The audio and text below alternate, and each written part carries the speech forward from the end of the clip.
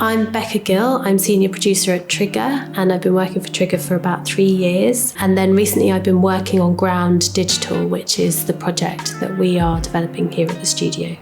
Ground is a project that we started working on just over a year ago. We had some funding from the British Council in Australia, and we worked with Indigenous elders in Australia and in Canada, and scientists and researchers and people from the National Trust and Kew Gardens.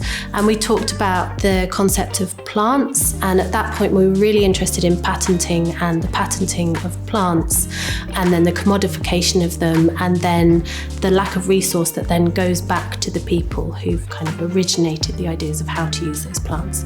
So that was a lot of our research and a lot of our inspiration. So after all of this research, our creative director, Angie Boal, came up with an extraordinary idea, which is an interactive meal, which allows people to eat the food and then also understand the journey of the food getting to the plate.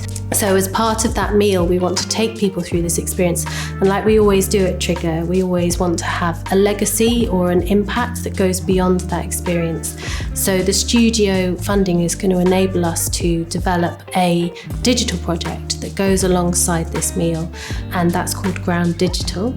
And the idea for that at the moment is to develop an app, which is an AR-enabled app, so that people can go into a supermarket or their local food shop, hold it up to a certain food type, and not just understand the global inequalities of that food and its journey, but also have a kind of experience. So you might see a seed bursting out and you might hear the voices of people or understand. So it's a creative process in itself. And this funding is going to enable us to understand how much we can develop that app and how we can make it a creative tool for people going forwards. My name is Maria Santelices, and I am the acting development manager here at The Egg. The Egg is a theatre that specialised in theatre for children and young people and young audiences. It's just such a welcoming space for everyone to feel ignited by stories that focuses on children and young audiences, but they're incredibly fun and emotional for everyone in a way.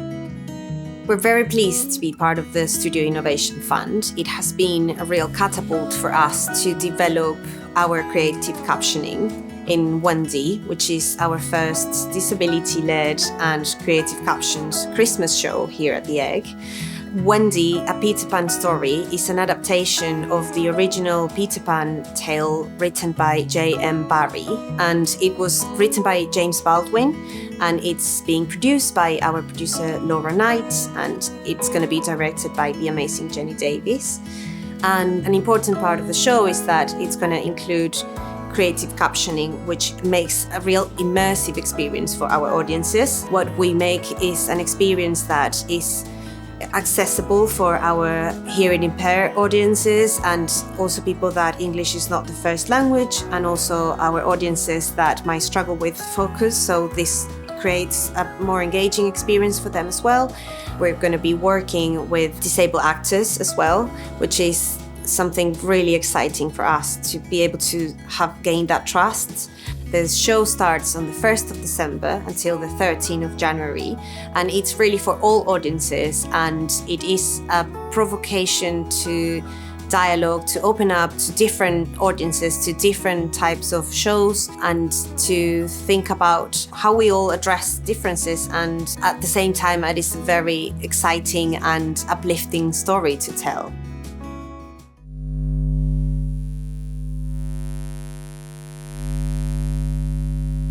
Tony Oxley recently graduated with an MA in sound design at Bath Spa University, specialising in electroacoustic composition and visual music. Tony has always been intrigued by the sounds produced by electronic equipment and discovered that certain microphones can translate the electromagnetic energy emitted by electrical devices into audible sound. In today's modern world, surrounded by a vast array of technology such as portable devices and an increasing amount of electronic equipment in the environment, such as LED lighting, alarm systems, parking meters, and electronic advertising, there exists a significant amount of electromagnetic activity.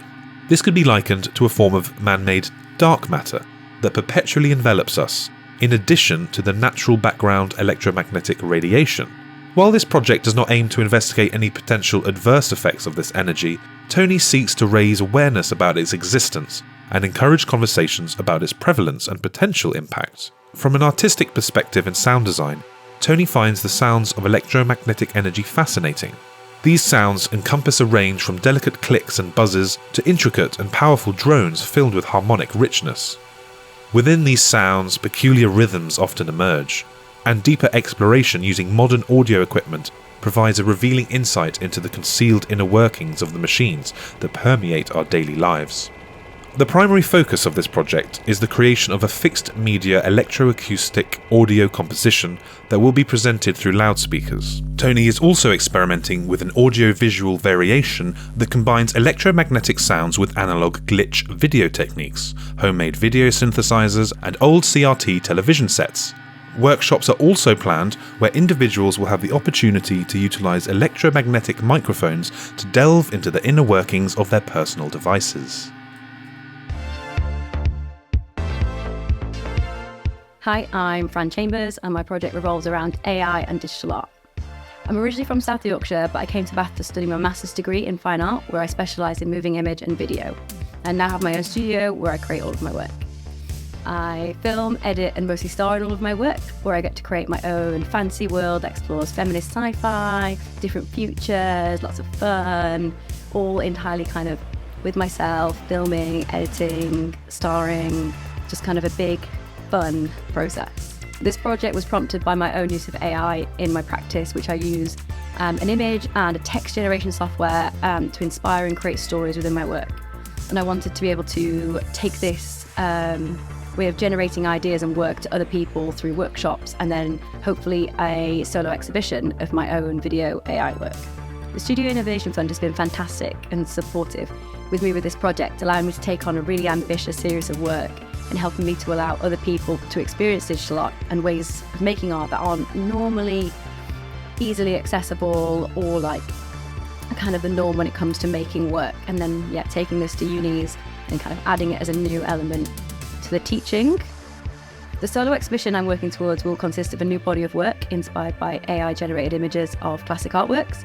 The main element of the exhibition will be a large-scale projection of lots of the different videos I'm making, all in which I recreate classic works such as paintings and sculptures and turn them into humorous, surreal, short-form films, adding story and context to them while also setting them in strange, unusual settings with very camp and bizarre characters and actions with music, singing, dancing, lots of popular culture elements in there.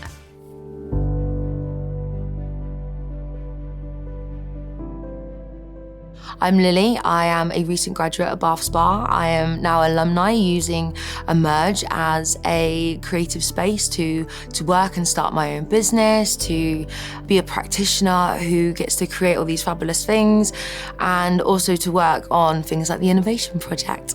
It's very exciting. So my project goes by the name of Concept Create This. I am working with Southside Community Centre on behalf of the Innovation Fund in the studio. We have lots of students that can come in and be part of the drop-in sessions. We have lots of creative tools and information and creative conversations that are happening within that space. Primarily, the project itself is about gaining a sense of emotional literacy, opening up about how you're thinking and how you're feeling, and using that information to create something in the digital realm where your work and your art and your message can be spread loads further than just in the physical. We want to push past the boundaries of access, thinking not about just, I need dozens of paints and tools and canvases, and actually think like, I can just use my thoughts and my feelings and type them into a computer and we can make something together from there. And other people can add in their information into this and we can co-create together. And the outcome is not set. There at Southside, we are using a range of technologies, anywhere from VR headsets to iPads, computers. We use a lot of Procreate, which is essentially the working man's Adobe. A lot less complicated. There is a lot of programs out there that you can use, but there's a lot of AI software out there that you should really delve into. We go into these programs and we open up all types of wild and imaginative ideas just from picking up a digital pen or just from typing a few words in. There is the possibilities are kind of endless.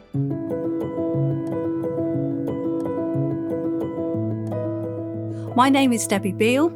I have taken the MA at Bath Spa University in creative producing, and as part of that programme I did an internship at Creative Twerton.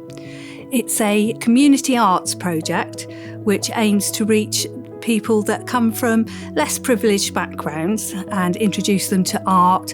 We also support them with food and warmth and access to other community services.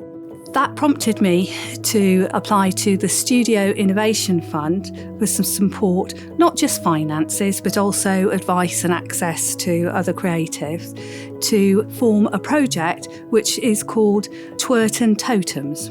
I aimed to make a 3D interactive arts project that uses visual mediums, but also audio tracks that look at music, spoken word and some of the oral histories that people share. And to support this, I'm also hoping to use creative technologies. So first of all, they were interested in totems. And why totems? Because it's not particularly a European concept. And that's because it's a figure where you show your ancestral and your community spirit, that the whole point of it comes about representing what you stand for spiritually and your desires.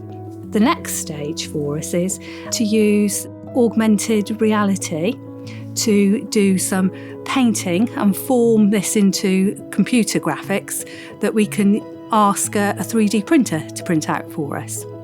And then we will introduce some of the more technology in the form of sensors that will respond to movement and sound, that will give us lights and movement and some audio response.